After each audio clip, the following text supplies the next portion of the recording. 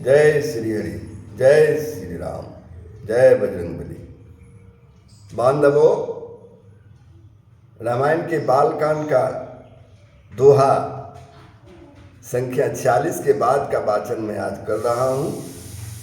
कृपया प्रेम पूर्वक इसका श्रवण करेंगे, औरों को भी श्रवण करने के लिए प्रेरित करेंगे। तो चलिए वाचन प्रारंभ करते हैं। जैसे मीटे मोर भ्रम भारी, कहूँ सो कथा नाथ विस्तारी। जाग बलिक बोले मुस्काई, तुम ही विदित रघुपति प्रभुताई। हे नाथ, जिस प्रकार से मेरा यह भारी भ्रम में मिट जाए, आप वही कथा विस्तार पूर्वक कहिए। इस पर याज्ञवल्क्य जी मुस्कुराकर बोले, श्री रघुनाथ जी की प्रभुता को तुम जानते हो। गुरुजी मुस्कुरा के बोले कि हे भरद्वाज मुनि, तुम तो श्री रघुनाथ जी की प्रभुता को भली प्रकार जानते हो। राम भगत तुम मन कर्म बानी, चतुराई तुम्हारी मैं जानी। चाहूं सुने राम गुण गूढ़ा, किन्हु प्रश्न मनहु अति मूढ़ा। तुम मन वचन और कर्म से श्री राम जी के भक्त हो। तुम्हारी चतुराई को मैं जान गया हूँ। तुम श्री राम जी के रहस्यमय गुणों को सुनना चाहते हो, इसी से तुमने मेरा ऐसा प्रश्न किया। तुमने मेरे से ऐसा प्रश्न किया मानो बड़े ही मूढ़ हो। तात सुनहु सादर मनुलाई, कहूँ राम के कथा सुहाई। महामोह मही से सुविशाला, राम कथा कालिका कराला। हे तात, तुम आदर पूर्वक मन लगाकर सुनो। मैं श्री राम जी की सुंदर कथा कहता हूँ। बड़ा भारी अज्ञान विशाल महिषासुर है और श्री राम जी की कथा भयंकर काली जी है, मतलब उसे नष्ट करने वाले हैं। राम कथा शशि किरण समाना, संत चकोर करहीं जेहि पाना। ऐसे ही संसकिन भवानी, महादेव तब कहा बखानी। श्री राम जी की कथा चंद्रमा की किरणों के समान है, जिसे संत रूपी चकोर सदा पान करते रहते हैं। ऐसा ही संदेह पार्वती जी ने किया था, तब महादेव जी ने विस्तार से उसका उत्तर दिया था। कहूँ सो मति अनुहारी, अब उमा शंभु संवाद।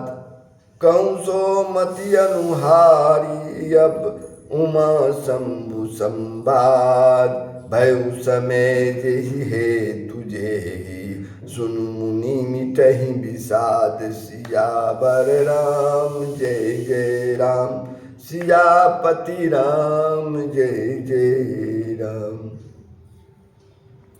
अब मैं अपनी बुद्धि के अनुसार वही उमा और शिव जी का संवाद कहता हूँ। वह जिस समय और जिस हेतु से हुआ, उसे हे मुनि तुम सुनो, तुम्हारा विषाद मिट जाएगा। एक बार त्रेता जुग माही, शंभु गए कुंभज ऋषि पाही। संग सती जग जननी भवानी, पूजे ऋषि अखिलेश्वर जानी। एक बार त्रेता युग में शिव जी अगस्त ऋषि के पास गए। उनके साथ जगत जननी भवानी सती जी भी थी। ऋषि ने संपूर्ण जगत के ईश्वर जानकर उनका पूजन किया। राम कथा मुनि बर्ज बखानी, सुनी महेश परम सुख मानी। ऋषि पूछी हरि भगति सुहाई, कहीं शंभु अधिकारी पाई। मुनिवर अगस्त्य जी ने राम कथा विस्तार से कही, जिसको महेश्वर यानी भगवान भोले परम सुख मान कर सुना। फिर ऋषि ने शिव जी से सुंदर हरि भक्ति पूछी और शिव जी ने उनको अधिकारी पाकर रहस्य सहित भक्ति का निरूपण किया। कहत सुनत रघुपति गुण गाथा, कछु दिन तह रहे गिरिनाथा। मुनि सन विदा मांगी त्रिपुरारी, चले भवन संग दक्ष कुमारी। श्री रघुनाथ जी के गुणों की कथाएं कहते सुनते कुछ दिनों तक शिव जी वहाँ रहे। फिर मुनि से विदा लेकर शिव जी दक्ष कुमारी सती के साथ घर को चले गए, यानी कैलाश पर्वत को चले गए। तेहि अवसर भंजन मही भारा, हरि रघुवंश लीन्य अवतारा। पिता बचन तजि राजू उदासी, दंडक बन विचरत अविनाशी। उन्हीं दिनों पृथ्वी का भार उतारने के लिए श्री हरि रघुवंश में यानी रघुवंश कुल में अवतार लिया था। वे अविनाशी भगवान उस समय पिता के वचन से राज का त्याग करके तपस्वी या साधु वेश में दंडक वन में विचर रहे थे। हृदय विचारत जात हर, केहि विधि दर्शन होई। गुप्त रूप अपतरेहु प्रभु, गए जान सब कोई। सियावर राम जय जय राम, सियापति राम जय जय राम। शिव जी हृदय में विचारते जा रहे थे कि भगवान के दर्शन मुझे किस प्रकार हों। प्रभु ने गुप्त रूप से अवतार लिया है, मेरे जाने से सब लोग जान जाएंगे। शंकर उरति क्षोभु सती, न जानहि मरमु सोई। तुलसी दर्शन लोभु मन, डरु लोचन लालची।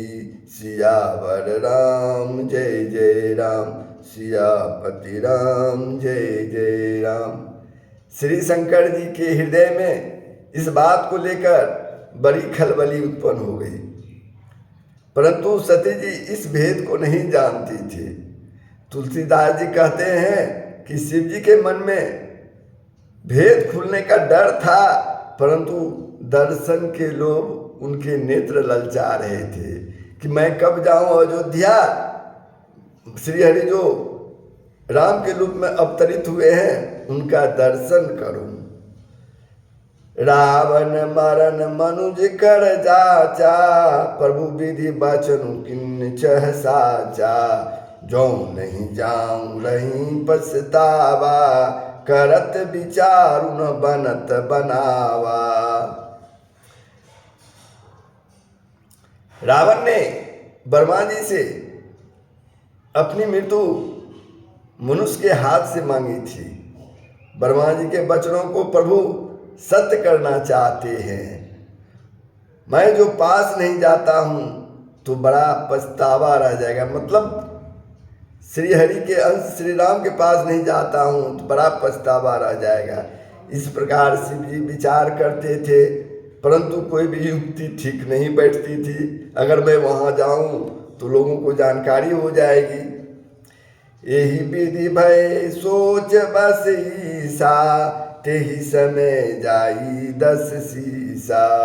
लिन निच मारच ही संगा, भयो तुरत सुई कपट कुरंगा। इस प्रकार महादेव जी चिंता के बस में हो गए।